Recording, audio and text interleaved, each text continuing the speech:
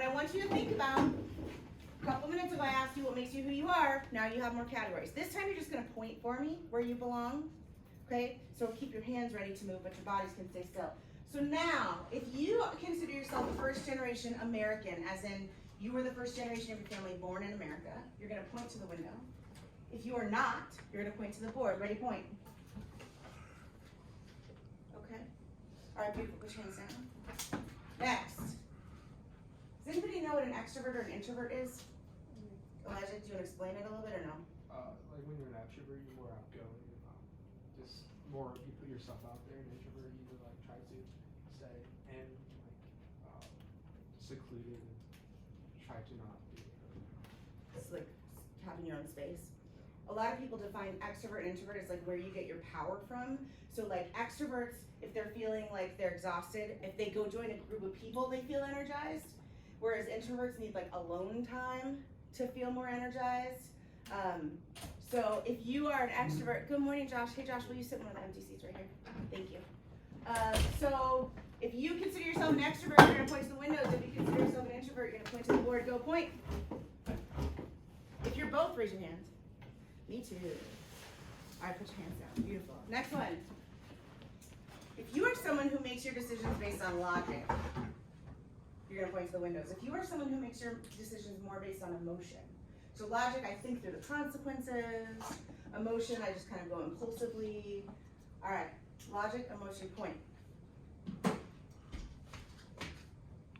over here too. All right. Ooh, a lot of you are logical thinkers. I like it. Put your hands down. Here's the last one. I'm going to pry your business. Ready? If you consider yourself in a relationship, you're going to point to the windows. If you consider yourself single, you're going to point to the board. Go point. All right, you put your hands down. So I want to take us back to, I want to take us back to, let me go back real fast. Watch this magic trick. What makes us who we are? At the beginning of class, I said, who can answer me that question? One person said maybe. Now, we have all these things that make us who we are, but we're going to keep exploring that. So, we're going to zip through this again. Watch it, magic, magic, magic. Okay, so these are some vocabulary terms we're going to use today. Social and personal identity, and then visible and invisible characteristics. I want you at your tables talk about what do you think is the difference here between social identity and personal identity. Take about 2 minutes to talk about your tables. Go, talk to each other. What's the difference between social and personal identity? I think social.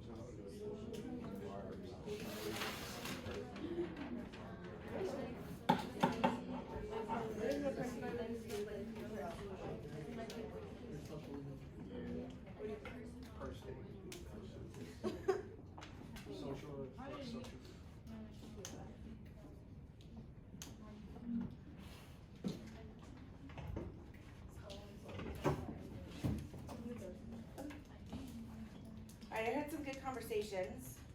I overheard some good conversations. Anybody's table want to share what they said? Difference between social and personal? Ski, you want to share what your table said? Yeah. So for social identity, we thought it was like who you are when you're out in public, based off like how you represent yourself when you're out in public. And for personal identity, it's like who you are when you're at home and stuff like that around family or by yourself.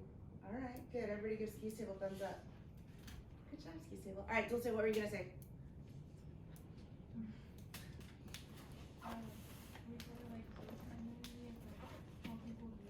Okay. Ooh, I like that, how other people view you, how you view yourself. Everybody give Dulce's table a thumbs up. Beautiful, put your hands down. You're all right, and the outside, the social identity is what the world sees, or what you want the world to see. So I want you to picture for a minute, I'm walking at Metro Center Mall, or Tempe Marketplace, and you see me. I'm by myself, here I am, walking along. What are things you noticed about me right away? Jesse? I wasn't there. That's okay. Tell me, what's something you recognize about me right away?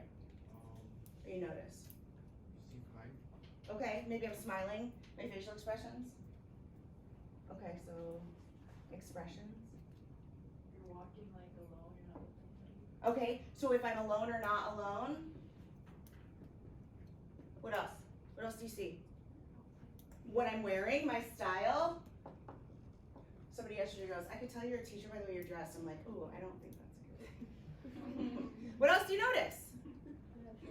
I have short hair or medium hair or whatever. What color is my hair? Brownish. So you notice my hair. What else do you notice? I wear glasses. What else? The way I walk. So like my walk or my gait, kind of the way I walk. I'm wearing a ring, so I'm married or in a relationship. Yeah. What gender do you think I am? Female. What race do you think I am? White. I'm white. You can say. What else do you notice? So my height, right? Thank you for saying not that tall instead of like, oh, Henderson is short. Thank you. I appreciate it. and a height also goes with body shape and size, right? Like I am a bigger person. You've noticed that.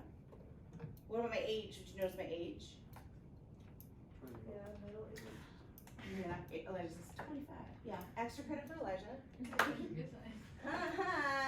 Well, you notice I'm not your age, right? I'm your parents' age, or in some cases your grandparents' age. Thank you, Alex. So these are all the things that you notice about me. That's my social identity. But it's also what I want to share with you. So think about things I've shared with you about myself that you may not have, and it's only been a week and a half, but what have I shared with you that you may not see right away, but that I've shared with you? I love my dogs. What else? I must have talked about Annie a lot then. What else? You know I'm a member of the LGBTQ plus community, right? Now that's something I share with you. Some people don't share their sexual identity with anybody, so that could be here, right? If people don't want to share that. Anything else I've shared with you? Oh, I'm a teacher. You may not know that me walking around, right? But my job. So that's all my social identity. But I want to go back to ski with my personal identity. I'm sitting at home. I'm kind of just by myself. Now it's my personal identity, the things that I may not share with a lot of people. And I want you to think back to your shoe. Do you remember what you wrote on the sole of your shoe earlier this week? What did you write? Do you remember what like categories? So it was your values, right? Your beliefs and your values. Don't worry, I'm almost done talking. Good. So we're going to talk more about this in a moment. Ooh. But first I want to show you this nifty thing that I made the other day that kind of also explains social and personal identity. So here's your social identity out in the world.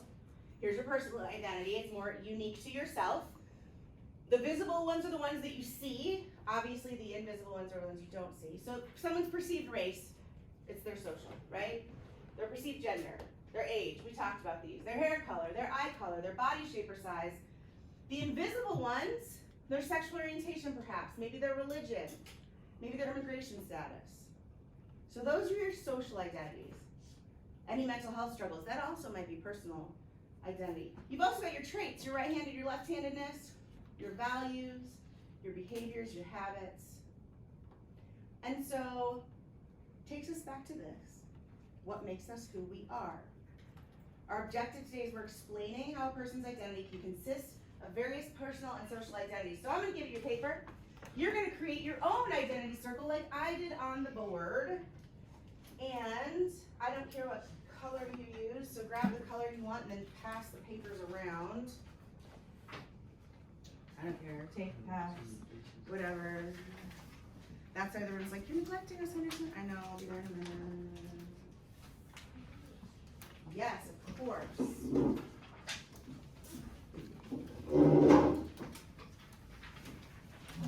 I don't know what it is. Take color that you like that applies to you today and pass on the extras to another table nearby. Sorry to keep giving you one.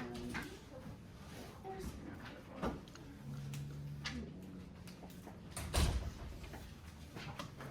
And then we make our circles. Yes. There you go. All right. Did you guys get neglected with colors? Alright, so go ahead and take your colored paper, and I want you to create your own social identity circle. So you're gonna draw an outside and inside circle.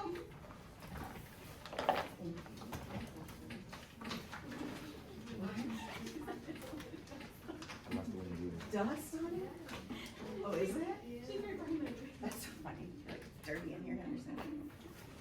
So go ahead and start making a circle, an inside and an outside circle, just like I just did. Inside and outside. Whoop. And then you can start to fill it in with these characteristics. So again, on the outside. Yes, of course. On the outside. Good morning. What are you guys doing? Well, thank you. Let's put them in the back. Will you do that for me? Thank you. Avid delivery. Alright, so y'all, you're writing on the outside circle. Maybe your race, maybe your gender, maybe your age. You don't have to write everything, but I want you to write some of it. Race, gender, age, hair color, religion. Inside, your traits, your behaviors, your beliefs, your habits. Go ahead and start filling it in with things about you. You're making your own identity circle. Thank you, avid students. Who will be my avid students next year?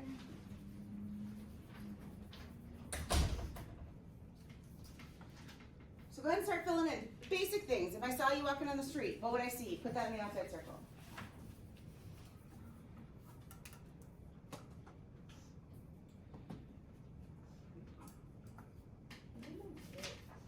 That's okay.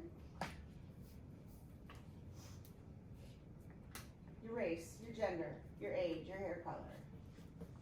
Other things that people see when they see you. Curly hair, straight hair. Habits can be on the outside. Like I crack my knuckles. That could go on the outside because you see that.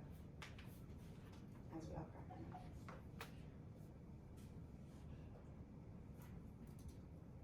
Nobody's gonna look at this paper except you. I'm gonna collect it, but I'm gonna give it back later. I'm not gonna look at it. Our race and stuff, right? Yeah.